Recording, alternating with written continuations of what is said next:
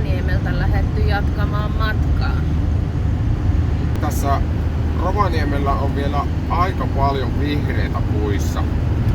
Et se ruska on tähän tulossa vasta, mutta nyt sitten kun tästä mennään 200 kilsaa pohjoiseen, niin sen voisi olettaa, että siellä on varmaan värien loisto jo ihan täydellinen. Ja karavaanareita tulee vastaan todella paljon. Rovaniemeltä on Sodankylään 1,5 tuntia. Siellä käytiin kaupassa ja ajatuksena oli, että jos mentäisiin poronkäristykselle johonkin ravintolaan.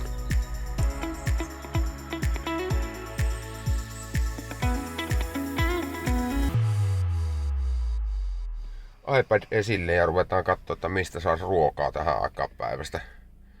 Tuolla näytti olevan ainakin ihan hyvä menu. Okei. Alakartelista. Eiköhän me sitten mennä sinne. Kattelet vaan että mihin pitää ajaa. Tuolla muuten taustalla näkyy maailman pohjoisin Lidl. Käytiin ostamassa vähän vissyä ja olutta.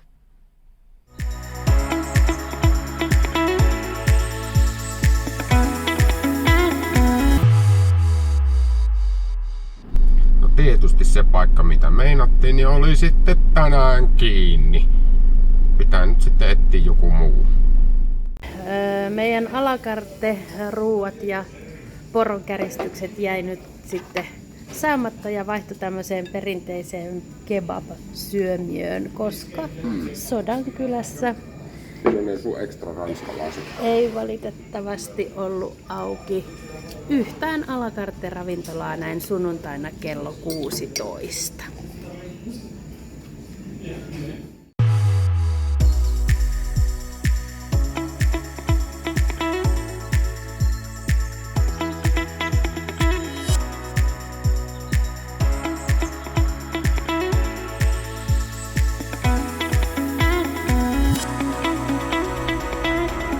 Ja Sodankylän pohjoisosassa mentiin katsomaan vähän epätyypillisempää turistikohdetta.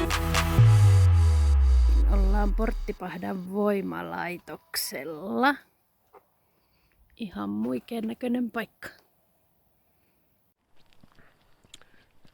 Tässähän on siis Porttipahdan tekojärvi ja voimalaitos, jossa tehdään sitten sähköä. Tekojärvet on aika näppäriä tämmöisiä energiavarastoja. Tää on aika huikeen näköinen mesta.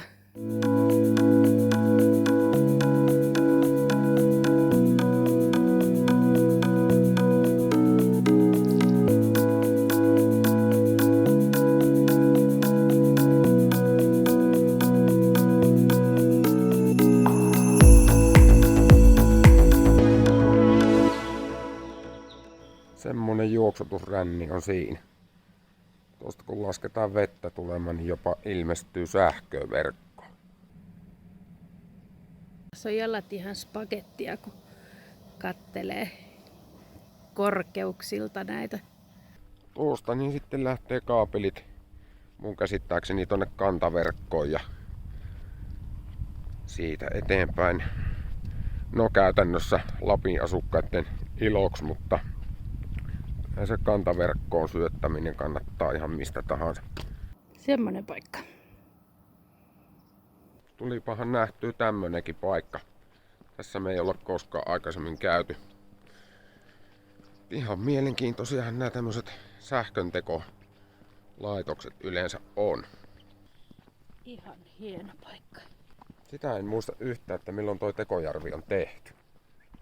Mutta aika vanha se on. Voimalalla palloillessa alkoi tähän mieli kahvia. Onneksi lähin kahvila on ihan muutaman kilometrin päässä. Siinä on matkanmuiston myymälä ja sitten on toi kahvila. Tästä on ainakin sanottu, että hyvä on.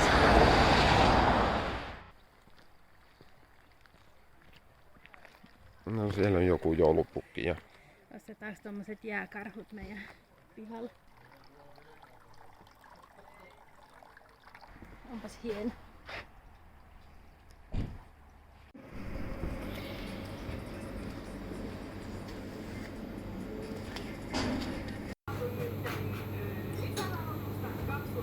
Sitten vielä jälkkäriksi vähän hillalettuja. Semmonen paikka, Cafe Chippi ja Suhaus. Ihanat hillavohvelit vaniljajätskillä ja kermavaahdolla. Kannattaa tulla käymään ja maistamaan. Matka jatkui kohti pohjoista ja siellä oli tien päällä todella paljon tientukkoja. Niistä piti pyrkiä ohi tässä ruuhkaliikenteessä.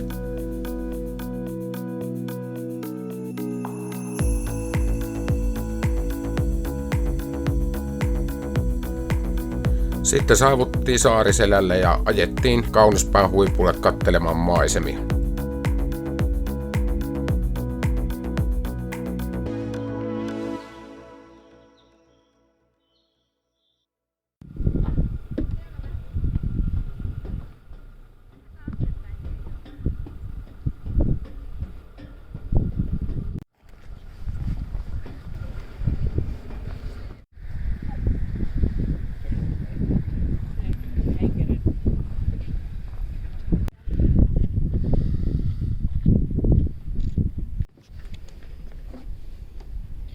Kaunispään huippu, joo, ja täällä on aika paljon matkailuautoja ja porukka jää tänne puskaparkkiin. Mutta me ei jäädä tänne, vaan me jatketaan vielä matkaa tästä. Joo, täällä on vissiin kuitenkin semmonen 6-7 astetta lämmintä, mutta tää viima on aikamoinen.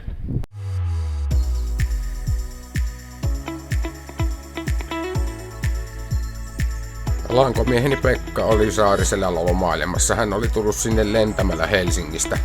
Mentiin siis Saariselän kylälle vielä vähän moikkaamaan ennen kuin jatkettiin matkaa eteenpäin. Joo, täällä on vielä yllättävän valosaa.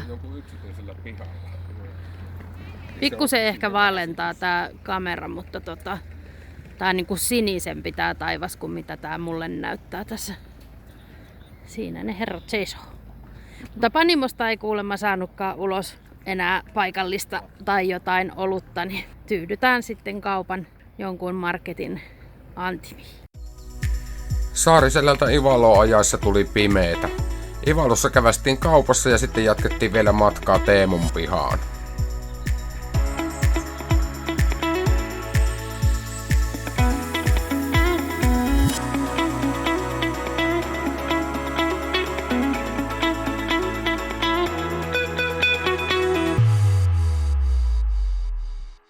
Nyt ollaan täällä Teemun pihassa ja mitä ihanin asia tapahtui, nimittäin kaasu loppu just nyt, eikä sitten aamuyöstä.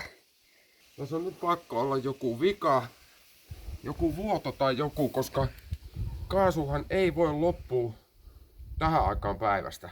Siis sehän kuuluu loppuun 4 aamulla. Ja meillä ei ole automaattista kaasupullon vaihtajaa.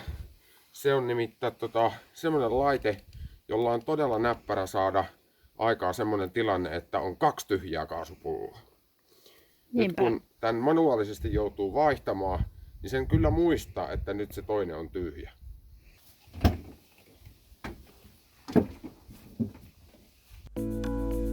Ja iltahan meni siinä oikein mukavasti sitten kaiken maailman nörttijuttuja jutellessa.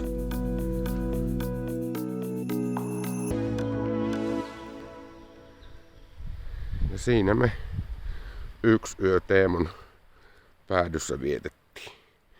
Tuo vaunu tuolla kauempana on vuokraisännän vierasmaja. Ei oo Teemun kamoja.